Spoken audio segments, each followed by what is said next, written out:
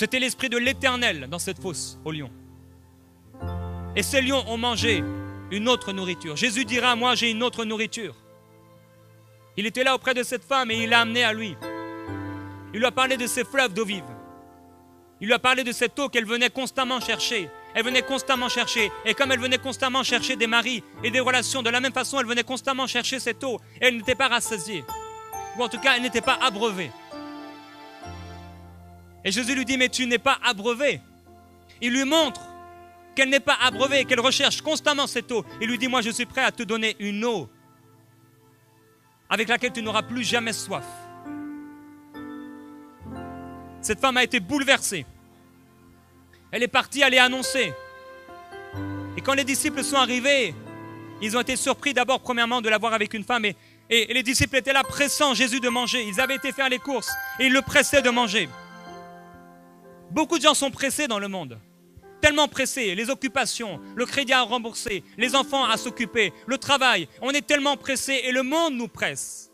Et de plus en plus, même le seul temps libre qu'on avait, il est pris maintenant par des téléphones. Il est pris par des GSM. Il est pris par toutes sortes de choses. Même jusque dans les toilettes, tu es là avec ton téléphone. Jusque dans la voiture, tu es là et tes pensées sont constamment connectées à des choses naturelles. Au lieu d'être connectées à l'Esprit de l'Éternel. Ils étaient là en train de presser Jésus pour manger. Et Jésus leur a donné une révélation extraordinaire. Il a dit, mais moi, j'ai une nourriture à manger que vous ne connaissez pas. Les disciples marchaient avec Jésus. Jésus lui-même était devant eux. Ils avaient, entre guillemets, plus que nous. Même si, effectivement, il est favorable et préférable d'avoir le Saint-Esprit maintenant. Mais Jésus était quand même avec eux. Jean pouvait se coucher sur la poitrine de Jésus. Quelle gloire! Ils l'ont vu, certains d'entre eux. Et Jean, il faisait partie. Sur la gloire, dans la gloire sur la montagne. Ils l'ont vu transfigurer. Ils ont fait des expériences glorieuses. Mais ils ne connaissaient pas cette nourriture. Semblable à cette foule qui suivait Jésus, cherchant leur propre nourriture. Il dit, moi, ma nourriture, c'est d'accomplir la volonté de mon Père. Cette nourriture, elle est pour toi. Où tu seras dans une telle disposition de cœur intérieur que les choses de ce monde ne te nourriront plus. Ce ne sera plus un chant où tu chanteras que le monde ne t'intéressera pas, mais ce sera une réalité constante dans ta vie. Tu vas être animé par une soif et une faim, que cette nourriture, et que la nourriture qu'on te propose dans le monde ne pourra pas, elle ne pourra pas te rassasier. Tu ne pourras être rassasié de la nourriture, tu ne pourras être rassasié de l'or et de l'argent, tu ne seras pas rassasié des choses et des biens que tu pourrais t'acheter. Tu ne seras pas rassasié des relations intimes que tu pourrais avoir avec ton épouse ou avec ton époux. Rien ne pourra te rassasier si ce n'est la présence glorieuse du Père.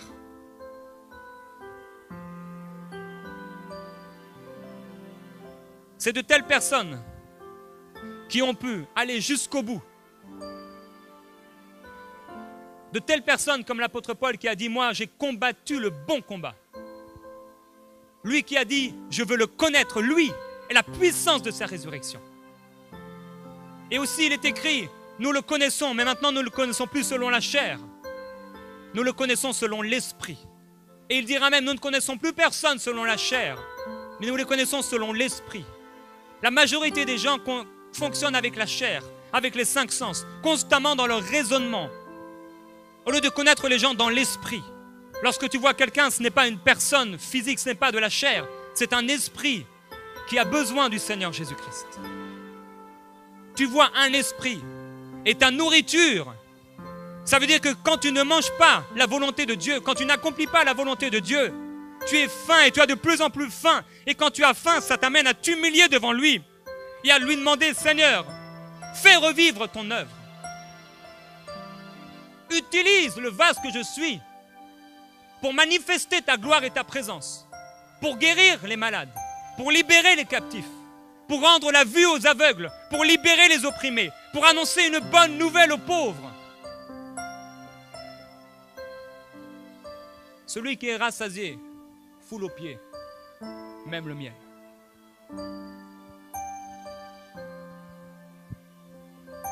Et le Seigneur veut nous remplir de lui et de sa glorieuse et merveilleuse présence.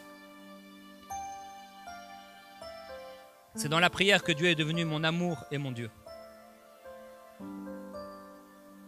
C'est dans la prière que Dieu est devenu l'Esprit de Jésus pour moi.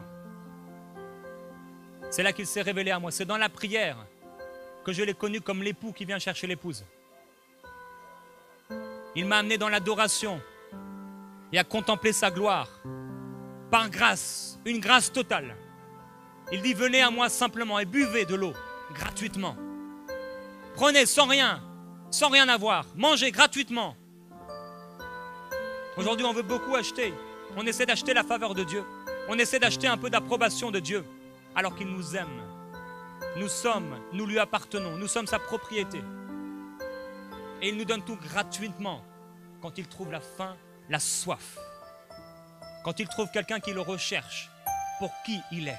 Lorsque tu seras dans la prière, dans la dimension de l'esprit et non pas dans la chair, il te révélera son cœur, il te révélera sa nature, il te révélera son amour.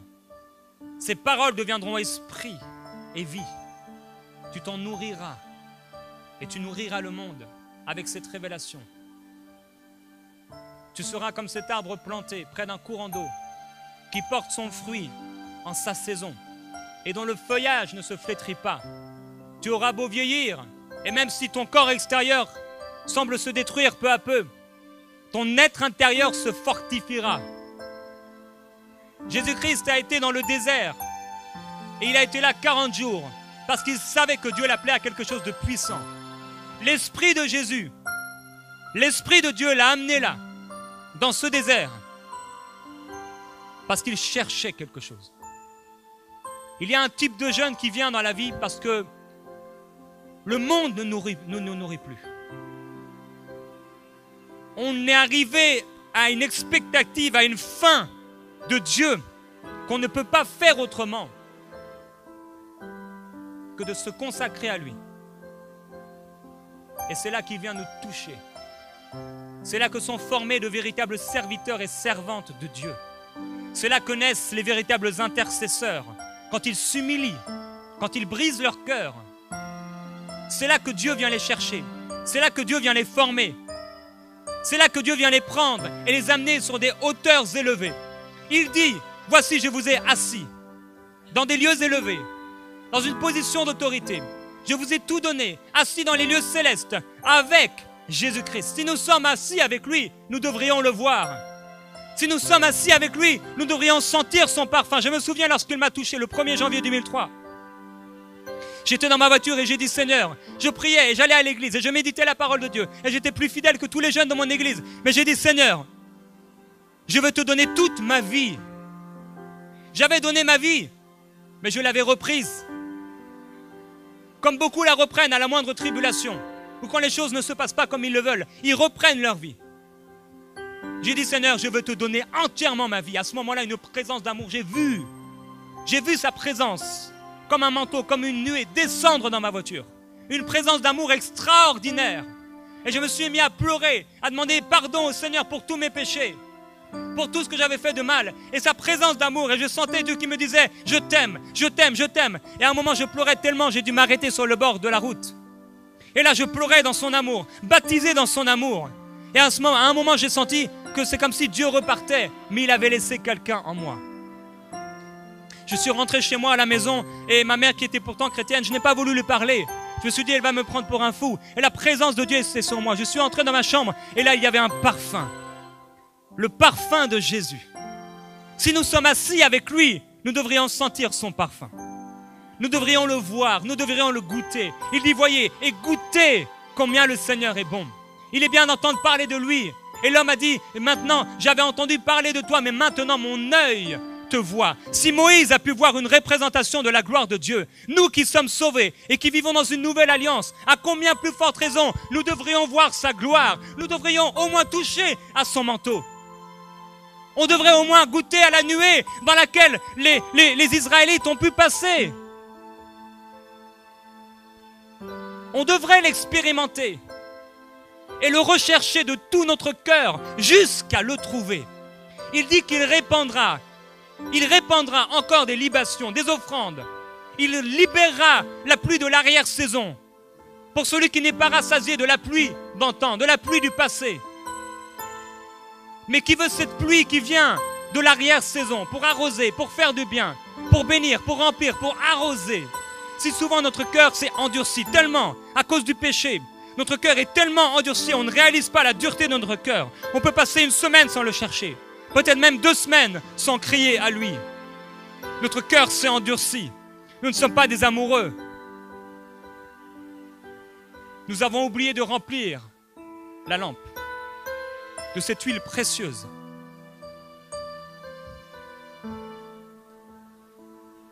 Le prophète Joël a reçu cette révélation. Il a dit, revenez au Seigneur et déchirez vos cœurs. Non vos vêtements, mais déchirez vos cœurs. Et vous verrez si Dieu ne revient pas vers vous avec des saintes offrandes pour son peuple. Il est l'offrande suprême. Il est tout ce que nous avons. Quand il devient tout ce que tu as, quand il devient la recherche et le désir de ton esprit, la recherche de ton cœur, tu expérimentes sa vie. Tu expérimentes sa parole. Sa parole qui était là et qui simplement était une lampe à tes pieds. Maintenant, elle éclaire toute ta vie. Maintenant, elle t'habite. Et petit à petit, d'année en année, tu commences à t'identifier dans des passages de l'Écriture et ils deviennent vivants pour toi. C'est ce que le Seigneur veut faire pour son peuple.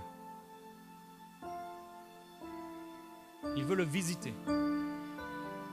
Parce qu'il n'est pas un Dieu avare. Il n'est pas un Dieu qui donne peu. Il donne abondamment. Il donne largement. Il veut que nous puissions prospérer à tous égards et que nous soyons pourvus à tous égards et que nous ayons même encore en abondance pour pouvoir donner à toute bonne œuvre. Il vient et s'il est un Dieu d'abondance, il est un Dieu de grâce, il est un Dieu qui vient partager gratuitement cette eau de la vie parce qu'il aime son peuple, parce qu'il désire faire expérimenter à son peuple sa présence et sa gloire. Il y a des temps où je cherche le Seigneur. Et apparemment, j'ai vécu ce genre de soirée ou de temps où je le cherchais. Et je criais de tout mon cœur pour qu'il vienne me toucher. Et apparemment, il ne venait pas. Mais un jour ou 2 jours plus tard, il venait. Et j'ai réalisé que lorsqu'on le cherche réellement, il vient toujours. Quand j'ai commencé à crier à lui, et la première fois que j'ai crié à lui, c'était peut-être il y a 8 ans, il y a 9 ans. Je savais qu'il y avait quelque chose de plus. Et il m'a amené dans une faim et une soif de lui, où chaque jour je priais en langue, je priais en langue, je priais en langue, je priais en langue, je priais en langue. Je ne savais pas exactement ce qu'il allait me donner, mais je recherchais sa présence. Je recherchais quelque chose. Je savais qu'il avait quelque chose pour moi, pour son fils bien-aimé. Il avait quelque chose pour moi et je l'ai cherché. Il a commencé à me parler. Il a commencé à me visiter par des songes réguliers.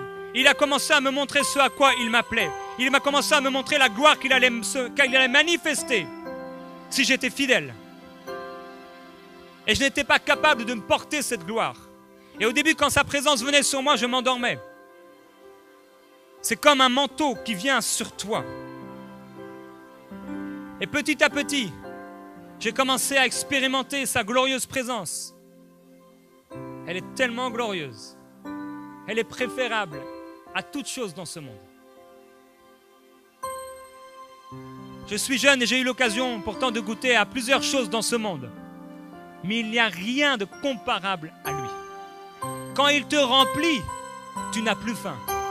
Quand il te remplit, tu n'as plus envie de rien, si ce n'est de lui. Quand il te remplit d'une nourriture nouvelle. Et il te donne à la fois une faim nouvelle. Pour lui, pour la vérité. Cet amour de la vérité te pousse à le chercher toujours plus.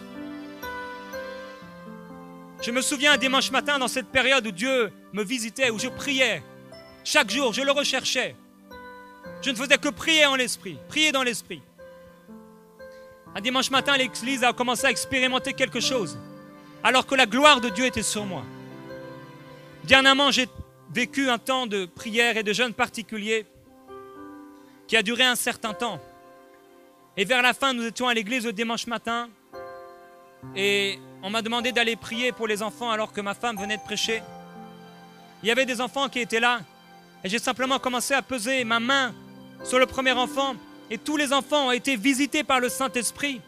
Les voilà en train de parler en langue, les voilà en train de pleurer, les voilà en train d'avoir des visions, en train de ressentir à la fois les souffrances de Christ et à la fois la joie du Seigneur.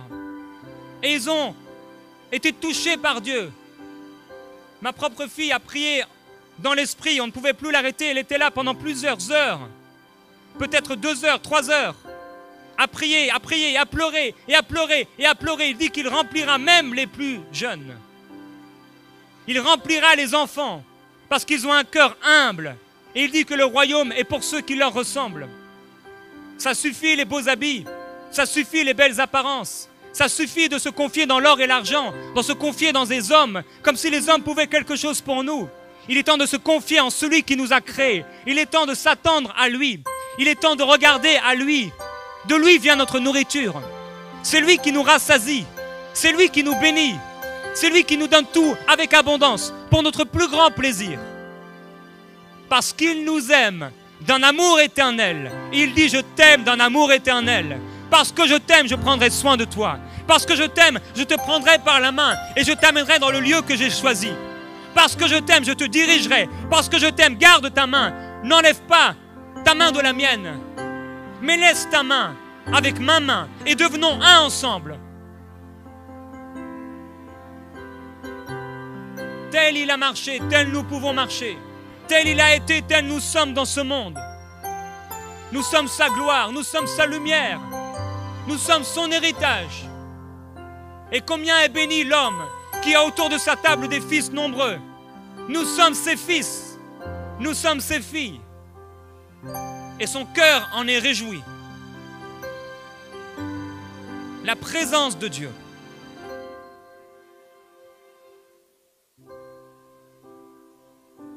Elle transforme des vies. Je me souviens ce jour-là, j'étais dans les rangées des chaises et j'étais allongé, en train de pleurer, en train de rire, en train de pleurer, en train de rire, en train de ressentir le cœur de Dieu qui à la fois est comme constamment en train de pleurer à cause des souffrances de ce monde et des souffrances de ce peuple et à la fois constamment aussi en train de se réjouir à cause de sa gloire et à cause des temps de visitation qui viennent. L'homme est une vapeur qui paraît pour un temps et qui disparaît. Et dans ce temps particulier, nous avons la grâce de pouvoir démontrer à Dieu notre amour pour lui parce que nous allons le voir face à face. Et chacun aura à rendre compte devant lui.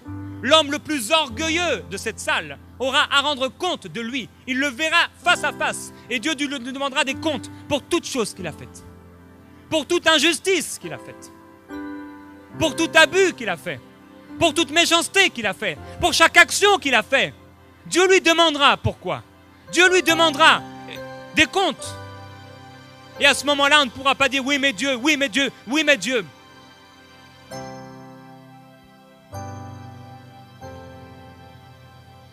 Voilà pourquoi nous devons marcher en toute crainte devant Dieu sur la terre.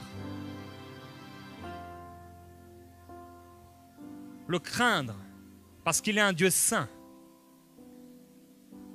Le craindre parce qu'il est aussi un feu dévorant. Et ceux qui l'ont méprisé seront méprisés. Mais ceux qui l'ont honoré sur la terre seront honorés dans les cieux. Voilà pourquoi vous devez l'honorer sur la terre. Vous devez l'honorer dans la façon dont vous vivez, la façon dont vous mangez, la façon dont vous vous habillez, la façon dont vous vous comportez, la façon dont vous parlez, la façon dont vous dépensez votre argent, la façon dont vous dépensez le temps qu'il vous a donné, la façon dont vous vous comportez en tant que père, en tant que mari, en tant qu'enfant, en tant que serviteur et en tant que maître. Tout doit être sanctifié par la prière. il veut faire de nous des vases d'honneur entre ses mains.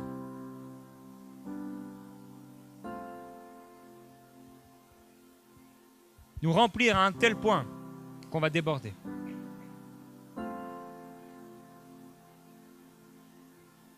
On est arrivé auprès de Néhémie et on lui a parlé de ce qui s'était passé à Jérusalem. C'était un rapport terrible. Le cœur humain est tellement spécial. Quand il a entendu cette chose-là, et pourtant beaucoup le savaient, beaucoup commençaient à le savoir, la nouvelle se répandait. Lui, il a commencé à jeûner et à prier le Dieu des cieux. Il a commencé à se lamenter devant Dieu. Pourquoi? Est-ce que parce que Dieu l'avait appelé? Non, parce qu'il avait un cœur différent. Il a commencé à pleurer parce qu'il craignait Dieu et il aimait sa maison. Le zèle de ta maison me dévore. Pourquoi est-ce Jésus qui a dû prendre ses cordes pour chasser les vendeurs du temple? Pourquoi il a dû le faire? Parce que personne n'avait le zèle de sa maison. Les gens étaient là dans l'imitation, les gens étaient là dans l'hypocrisie. Les gens étaient là dans la crainte de l'homme et dans la recherche de la faveur de l'homme. Et ils n'étaient pas là dans la recherche de la crainte de Dieu et la faveur de Dieu. Le zèle de la maison de Dieu les dévorait. Et le même zèle qu'il a habité, le même zèle habite encore le Seigneur Jésus pour sa maison. Le même zèle habite encore le Seigneur Jésus pour votre propre vie. Vous et moi qui se disons chrétiens, il est zélé pour nous.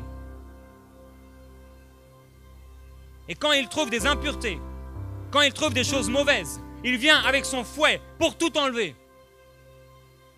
Mais certains courent et ils s'éloignent de lui, alors que Dieu veut les corriger par son amour, parce qu'il châtie celui qu'il aime par sa parole, parce qu'il vient le corriger, mais certains courent, ils ne veulent pas être corrigés.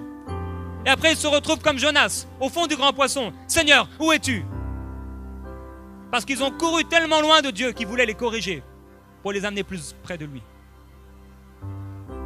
Néhémie a entendu ça, il a commencé à pleurer, il a commencé à dire, Seigneur, donne-moi ta faveur. Et Dieu, à ce moment-là, a touché son esprit et lui a donné la faveur du roi. Et cet homme, malgré les tribulations, malgré les temps difficiles, sa vie est comme un exemple pour nous. Il a reconstruit la muraille. Il a prié. Il a cherché le Dieu des cieux. Il s'est attendu à Dieu. Et il a travaillé de ses mains. Et il a prié avec son cœur. Et il a travaillé de ses mains. Et il a prié avec son cœur. Et il a donné des directions animées par le Saint-Esprit, avec un amour pur pour Dieu.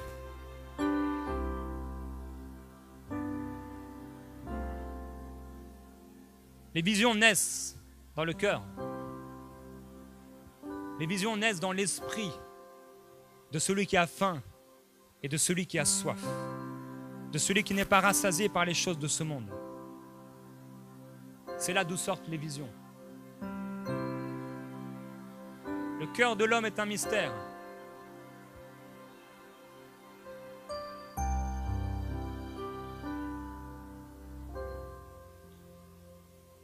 Il est écrit, Rebecca eut des jumeaux nés d'un seul et même père de notre ancêtre Isaac. Or Dieu a un plan qui s'accomplit selon son libre choix et qui dépend non des actions des hommes, mais uniquement de la volonté de celui qui appelle. Et pour que ce plan demeure, c'est avant même la naissance de ses enfants, et par conséquent, avant qu'il n'ait fait ni bien ni mal, que Dieu dit à Rebecca, l'aîné sera assujetti au cadet. Ceci s'accorde avec cet autre texte de l'Écriture, j'ai aimé Jacob et pas Ésaü. Mais alors que dire, Dieu serait-il injuste? Loin de là. Car il a dit à Moïse, je fais grâce à qui je fais grâce, et j'aurai pitié de qui je veux avoir pitié. Cela ne dépend donc ni de la volonté de l'homme, ni de ses efforts, mais de Dieu qui fait grâce. Quelle a été la grande erreur d'Ésaü? Il a méprisé le Saint-Esprit pour un plat de lentilles. Il a méprisé ce qui était saint. Il a méprisé ce qui était pur, son héritage en Dieu, pour un plat de nourriture. Toutes les fois où nous méprisons ce qui est saint et pur pour quelques minutes de jouissance physique, pour quelques heures de gloire humaine, nous méprisons sa présence. Toutes les fois où le Saint-Esprit est attristé, je prie que tu n'attristes pas le Saint-Esprit de Dieu. Je prie que vous n'attristiez pas le Saint-Esprit de Dieu. Qu'aucune parole mauvaise, aucune parole déshonnête, aucune parole mensongère ne sorte de votre bouche. Parce que ce n'est pas ce qui entre dans l'homme qui le rend impur, mais c'est ce qui en sort. Tous les adultères, l'immoralité, la débauche, le vol, la cupidité, le mensonge, l'injustice, c'est ce qui pourrit le cœur d'un homme. Dans Isaïe 58, il parlera du véritable jeûne. Il dira à son peuple et à ces gens-là particulièrement, ces gens qui vivaient dans l'injustice, ces gens qui étaient méchants, ces gens qui frappaient durement du poing sur la table, il leur dira, vous ne jeûnez pas comme le veut ce jour. Vous jeûnez pour vous-même. Et pendant que vous jeûnez, vous disputez vos employés et vous êtes méchants avec les gens. Pendant que vous jeûnez, vous frappez durement du poing sur la table. Comment Dieu pourrait agréer de telles personnes? Il ne les agrée pas. De telles personnes ne sont pas agréables à Dieu. Dieu ne peut pas trouver agréable l'infidèle. Dieu ne trouve pas agréable celui qui lui est infidèle. Il ne trouve pas agréable l'adultère. Il ne trouve pas agréable celui qui vit dans le péché alors qu'il a été sanctifié, qui bafoue l'esprit de la grâce de Dieu. La grâce n'est pas là pour excuser notre péché. La Bible dit que la grâce est là et elle a un message. Elle nous enseigne à renoncer à l'impiété et au désir de la chair. Voilà le message de la grâce. Le message de la grâce, c'est un message qui nous annonce un message de renoncement à l'impiété et au désir de la chair. C'est l'esprit de la grâce. La grâce qui vient sur nous et il nous a tout donné, qui contribue, tout pour contribuer à la vie et à la piété. C'est l'esprit de la grâce. L'esprit de la grâce, il nous l'a donné. Et nous pouvons marcher sur la terre en toute sainteté devant lui. Nous pouvons marcher dans la sainteté et arriver à une mesure de sainteté où nous pouvons expérimenter cette parole. Vous serez saints, car je suis saint. Je me souviens dans ce temps et dans ces temps de visitation, il y a plusieurs années où je priais et je recherchais Dieu. Et à un moment, je me suis senti tellement saint par une révélation. La sainteté de Dieu, c'est tellement glorieux. En partageant avec un frère, je lui ai dit, je me sens tellement saint. Il a trouvé ça bizarre et étonnant. Mais c'était la révélation que Dieu m'avait apportée. Vous serez saints parce que je suis saint. Et il faut que la sainteté parvienne à son terme. Il faut que la patience arrive aussi à son terme. Afin que vous soyez complètement patient et persévérant et qu'il ne vous manque rien et que vous deveniez inébranlable. Dieu veut vous rendre inébranlable. Inébranlable. Quelles que soient les oppositions, quelles que soient les attaques, il veut vous rendre fort, conquérant, plus que vainqueur. Il a fait de vous des plus que vainqueurs. Il a dit, ils seront mon peuple, ils me connaîtront, je serai leur Dieu et je marcherai au milieu d'eux. Et je serai en eux, moi et mon Père, nous viendrons habiter en vous. Il est ressuscité, le tombeau a été ouvert et il est venu parmi ses disciples qui étaient incrédules. Ils ne croyaient pas ceux qu'il avait vus ressusciter. Et ils étaient là dans la maison enfermés et ils avaient peur, ils marchaient dans la peur. Combien d'églises marchent dans la peur? Ils sont enfermés, le monde ne sait pas qu'ils sont là. Et Jésus est venu au milieu d'eux. Et il a proclamé la paix sur eux. Et il a dit, pourquoi n'avez-vous pas cru? Et il dit, heureux ceux qui ont cru sans avoir vu. Il est venu ressusciter plein de gloire. Et la Bible dit que littéralement, il a soufflé en eux. Et il leur a dit, recevez le Saint-Esprit. La première chose qu'il a faite avec ses disciples, il a soufflé en eux pour qu'ils reçoivent le Saint-Esprit. Et la dernière chose qu'il a faite, au moment où les disciples étaient là et qu'ils l'ont regardé partir, Jésus leur a dit, attendez la promesse du Père. Ils avaient reçu le Saint-Esprit en eux, mais ils n'avaient pas reçu le Saint-Esprit sur eux. Ils leur ont dit, attendez la promesse. Attendez de recevoir et d'être remplis du Saint-Esprit. Ils ne savaient pas ce que c'était. Il y avait seulement un bruit, seulement un message, seulement un craquement. Ils ressentaient dans l'esprit quelque chose. Alors ils se sont mis à prier avec fidélité et à rechercher le Seigneur Jésus-Christ. Ils ne savaient pas à quoi allait ressembler le Saint-Esprit. Ils ne savaient pas ce qui allait se passer. Ils avaient simplement une promesse de Dieu. Et fidèlement, ils l'ont recherché jusqu'à être remplis. Et le jour de la Pentecôte, ils ont tous été remplis du Saint-Esprit. 120 personnes dans la chambre haute. J'imagine que beaucoup avaient entendu parler de Jésus. Il y avait eu beaucoup de disciples autour de Jésus.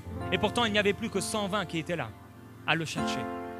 Dieu viendra chercher un reste sur la terre. Une épouse qui s'est préparée.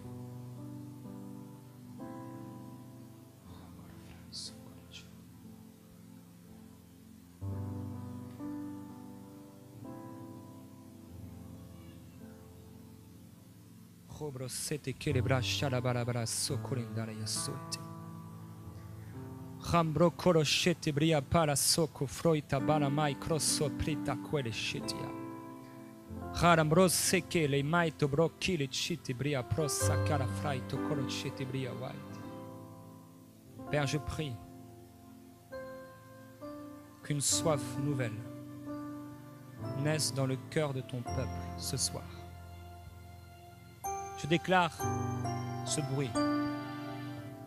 Je déclare que les ossements desséchés reprennent vie maintenant. Que tous ceux qui avaient perdu leur intimité, tous ceux qui se sont perdus dans une religion, tous ceux qui étaient tellement préoccupés et pressés comme les disciples l'étaient, à cause du monde, tous ceux comme Marthe, occupés aux choses de la vie, et oubliant de se poser à tes pieds. Je prie pour tous ceux même qui t'ont servi dans ce lieu, dans cette église, dans cette région, mais qui ont oublié de te rechercher. Père, je prie une transformation dans les cœurs maintenant même. Tu m'as amené ici pour prêcher ta parole et pour voir ta gloire. Et tu es derrière ta parole pour l'accomplir. Je prophétise cette pluie de l'arrière-saison. J'appelle ces fleuves nouveaux maintenant, dans le nom de Jésus-Christ. Je déclare que plusieurs vont être touchés par le Saint-Esprit ce soir même. La présence de Dieu sur vous, la gloire du Seigneur Jésus-Christ sur vous. Elle ne vous avait pas été révélée, mais ce soir elle vous est révélée. Une fin nouvelle vient sur plusieurs personnes qui vont se mettre à prier et à rechercher Dieu comme jamais auparavant. Ils vont prier comme les disciples à la Pentecôte. Ils vont prier dans la chambre haute et ils vont chercher le Seigneur. Ils vont le chercher jusqu'à le trouver. Et la gloire du Seigneur se répandra sur eux. Le Seigneur les fortifiera. Le Seigneur les préparera. Et le Seigneur les élèvera à la face du monde. Et le monde verra et le monde entendra parler de la gloire de Dieu.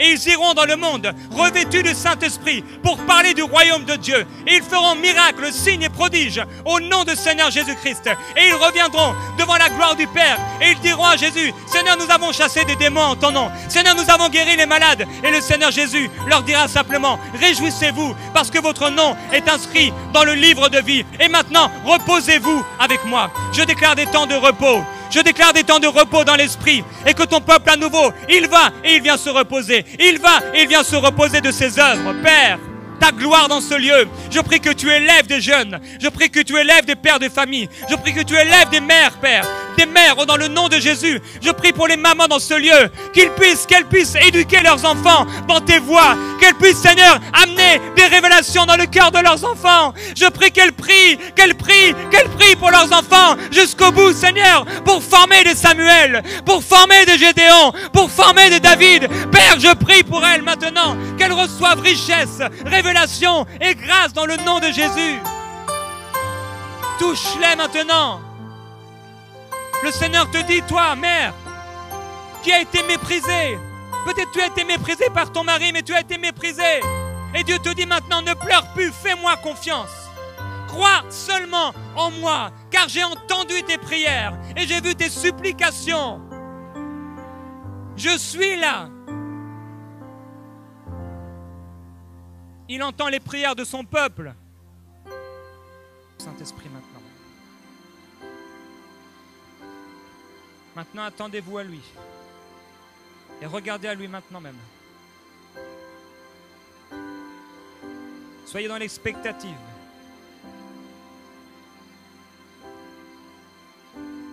Ne regardez qu'à lui. Et commencez à l'adorer. Commencez à lui dire merci.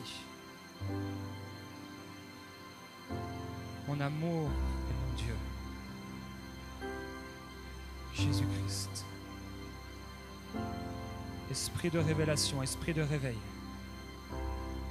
Que le réveil s'installe dans cette église. Que le réveil s'installe dans cette équipe ministérielle. Un feu, une foi renouvelée, une vision renouvelée, une vision beaucoup plus grande que l'actuelle, beaucoup plus élevée. Esprit de Jésus, maintenant, répands-toi maintenant même.